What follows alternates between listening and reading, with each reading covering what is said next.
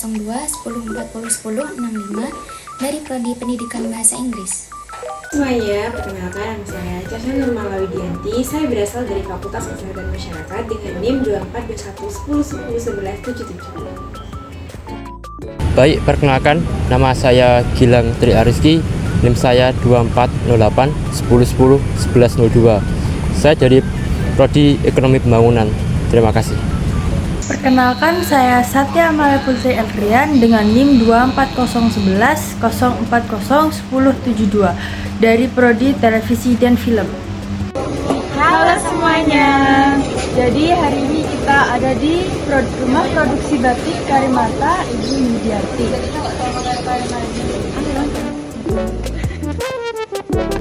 Halo, saya perwakilan dari kelompok 10. Di sini saya akan mewawancarai pemilik batik Karimata. Permisi, dengan ibu siapa di sini? Ibu Yudiarti. Yudiarti. Ya, pemilik batik Ibu Karimata, Bu ya. Betul. Oke, baik. Tanpa berlama-lama kami akan bertanya kepada Ibu tentang usaha batik di sini. Oke, monggo. Baik, pertanyaan pertama, apa sih motivasi Ibu untuk membangun usaha batik ini?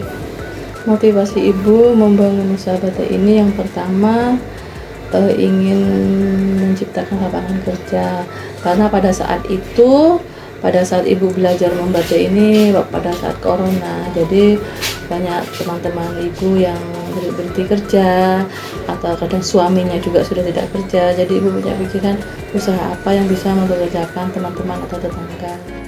Ibu, selanjutnya dari kapan kerja di batik Karimata? Oh, dimulai usahanya? Iya. Oh, iya. Usahanya dimulai tahun 2021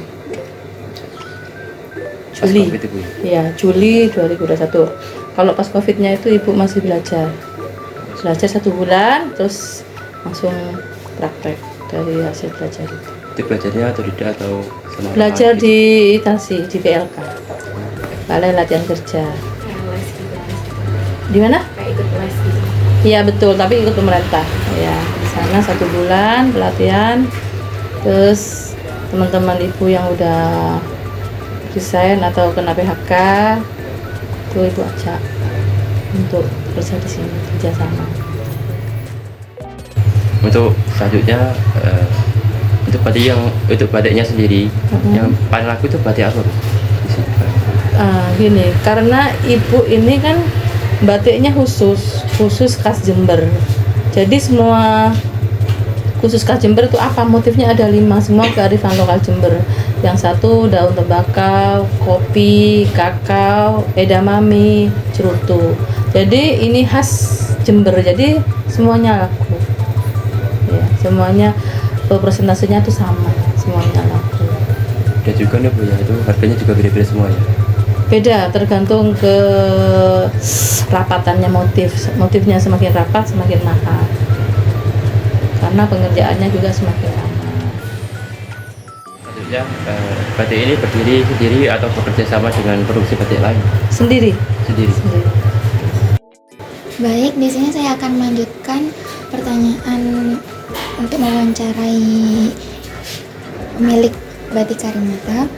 Kemudian Ibu, problem apa yang Ibu alami selama usaha ini berdiri? Kalau problemnya tempat, Ibu butuh tempatnya kurang luas. Jadi problemnya tempat produksinya kurang luas.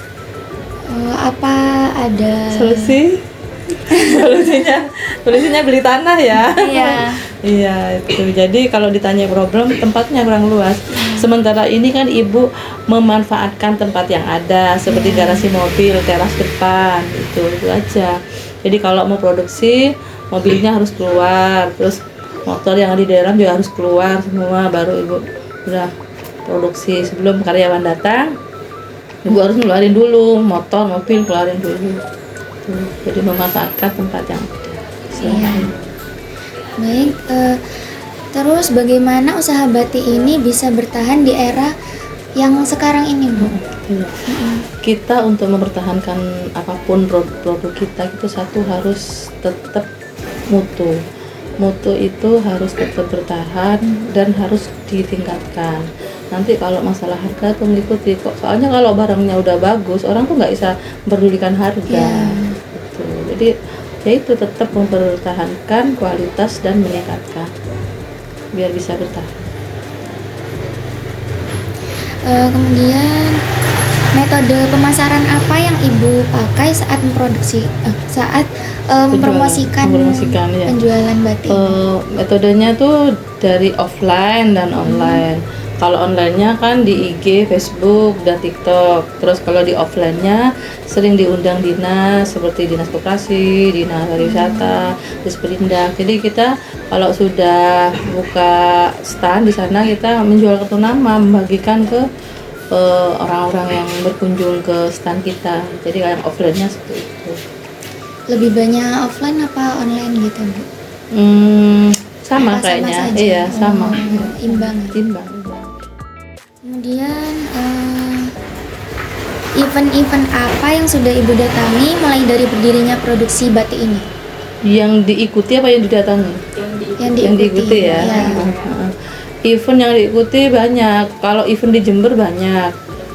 Pokoknya kita itu intinya kalau event itu kita undangan, Mbak, diundang oleh dinas. Jadi kalau yang mandiri hanya beberapa, tapi yang lebih banyak tuh diundang oleh dinas. Karena kok bisa Ibu diundang oleh dinas? Karena kita tuh kan punya legalitas. Nah, dinas itu kan punya daftar kita. Jadi kita diundang lewat legalitas itu. Jadi UMKM itu harus punya legalitas supaya nanti diakui oleh pemerintahan daerah. Nah, di situ kalau pemerintah daerah ada acara, kita bisa diundang. Jadi eventnya banyak banget. Lupa kalau satu-satu. Terus butuh berapa pekerja Ibu untuk memproduksi batik? Minimal. Kalau maksimal terserah ya. Kalau minimal itu butuhnya 3. Jadi yang sebenarnya satu kain itu bisa dikerjakan satu orang sebenarnya. Cuman kan lambat sekali. Karena kalau batik tulis itu satu kain dikerjakan 3 hari kalau sendiri. Jadi ada yang ngeblat, kalau Indonesianya menjiplak motif, yang kedua mencanting, yang ketiga mewarna dan ngelorot. Itu bisa sebenarnya dikerjakan satu orang, tapi kan lama.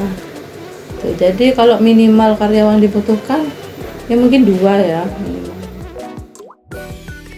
Jadi di sini aku akan menanyakan lagi gimana batik Karimata Ibu Yudiarti ya. Yeah. Di sini selain membuat kain batik ada apa aja ya? Batik Karimata sementara ini selain kain batik menjual ada top kopiah, tadi songkok Jember, songkok as Jember namanya ublang. Yang kedua shawl, terus sarung. Itu sementara itu. Jadi kalau baju masih belum. Itu dari proses membuatnya itu sama seperti kain atau ada perbedaan? Buat apa? Yang Songkok. produksi ya. Dari batik. Dari kita buat batiknya terus kita jahit sendiri. Jadi semua produksi di sini, dijahit di sini. Songkok as Jember juga. Karena kalau batik Karimata tuh dulu terkenalnya membuat songkok as Jember sebelum bikin batik. Baik, itu tadi wawancara dari pemilik batik Karimata. Sebelumnya terima kasih Ibu sudah berkenan mengizinkan kita untuk datang ke batik Karimata ini. Sama-sama. Aku juga terima kasih. Mudah-mudahan ilmunya bermanfaat. Ya, amin. Halo semuanya, jadi di sini saya akan memperkenalkan bagaimana sih cara pembuatan proses batik itu. Yang pertama, ada cara pembuatan proses canting.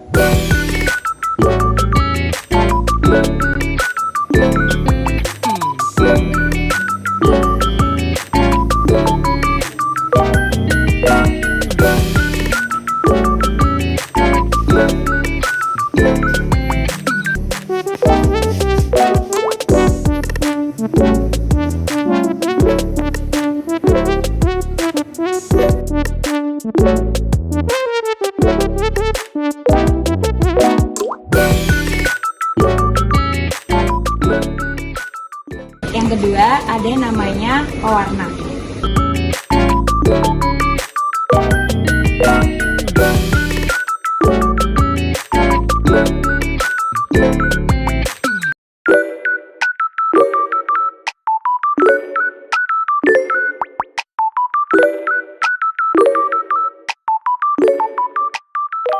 Ketiga ada yang namanya pelawat.